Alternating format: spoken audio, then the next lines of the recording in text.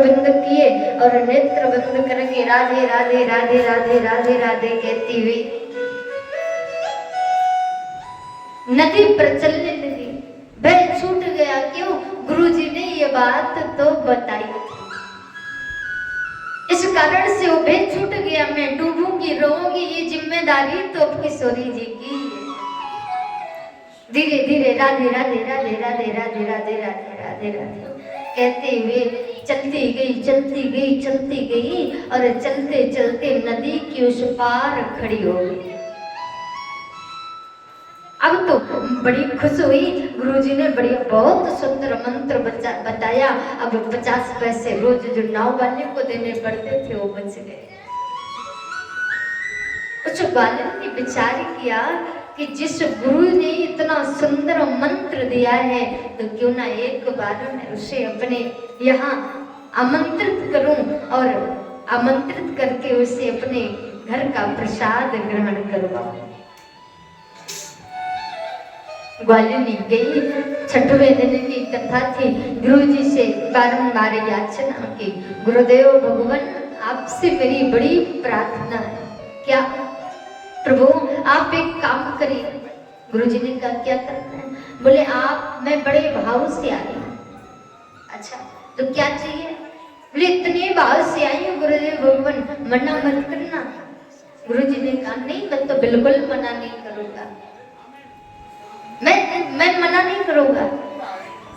तब डरती डरती वो ग्वालिनी बोली, गुरुजी मेरा मन था कि मैं एक दिन आपको भोजन कराऊं, बस आपका 10 मिनट का समय लोगे,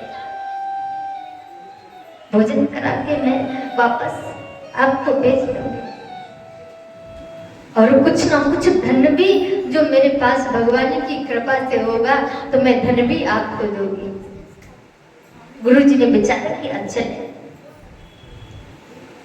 वो ग्वालिनी गुरुजी को साथ में लेकर के चलने लगी। आगे आगे रास्ता बताती जा रही है। जो कांटे इत्यादि मार्ग में पड़े थे, ये भाव होता है अतिथि को अपने घर ले जाने का। आजकल तो लोग क्या देते हैं, बस आ जाइएगा, आपका निमंत्रण है और आके आ जाइएगा। और कुछ लोग तो बाहर गेट के निकल के आते हैं और कुछ लोग तो कह देते हैं गुरुजी मैं बड़ी व्यस्त हूँ, बड़ा व्यस्त हूँ और मुझे निकलना भी है, आप भोजन करके चले जाइएगा, मैं जा रहा हूँ, थोड़ा ऑफिस का काम है। दुनिया बड़ी व्यस्त है। ग्वालिनी जो कंकड़ कांटे कंटक इत्यादि मार्ग में पड़े थे, आगे गुरुजी के लिए मार्ग साफ कर रही है। धीरे धीरे नदी पास आई। नदी के किनारे अब नाव का तो कोई काम था ही नहीं, नाव नहीं दिखी। ग्वालिनी से गुरुजी ने पूछा कि तो बताओ कि जाना किससे, यहाँ पर तो कोई नाव नहीं, कोई पगडंडी नहीं, कोई रास्ता नहीं, नदी तो बड़ी गहरे दिखाई दे रही है। ग्वालिनी हंसने लगी, गुरुदेव भगवान आप तो कहते हैं भवसागर से किशोरी जी का नाम लेकर के तरा जा सकता है, ये तो एक छोटी सी नदी है। और एक बात बताऊं गुरुदेव, क्या बात है? बोली गुरुदेव इस नदी से मैं रोज राधा राधा राधा राधा कह के पार होती हूँ और राधा राधा कह करके ही मैं अपने दही माखन और मिश्री और मट्ठे को छाछ को बेचने के लिए आती हूँ, मैं तो नहीं डूबती हूँ। गुरुजी ने कहा भाई मैं तो नहीं जाऊंगा, मुझे तो बड़ा डर लगता है, मैं तो डूब जाऊंगा। ग्वालिनी ने कहा गुरुदेव आपके बताए हुए मार्ग पर मैं चल रही हूँ, पर मैं नहीं डूबी, आप कैसे डूब जाओगे? आप नहीं डूबोगे, राधा रानी किशोरी जी आपको संभाल लेंगे।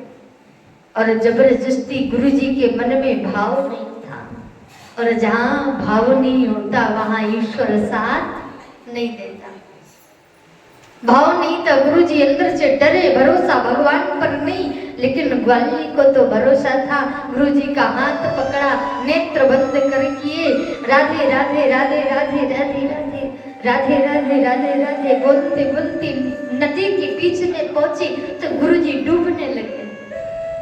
अब वो हाथ पकड़ करके खींच रही, गुरुजी राधे राधे बोली, राधे बोले राधे राधे कैसे बोलूं, या तो प्राणों की लगी है।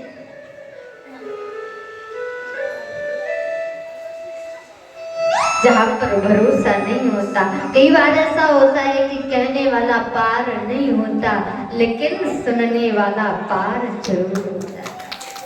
इसलिए भाव से सुनिए। यदि आप इतने लोग बैठे हो और इतने श्रोताओं में 2 श्रोताओं ने यदि भाव से कथा सुनी, तो आपके साथ साथ हमारे जीवन का भी कल्याण हो जाए। देखिए, हमारे साथ से आपका कल्याण हो या ना हो, लेकिन आपके साथ से हमारा कल्याण हो जाएगा। बोलिए वृंदावन बिहारी।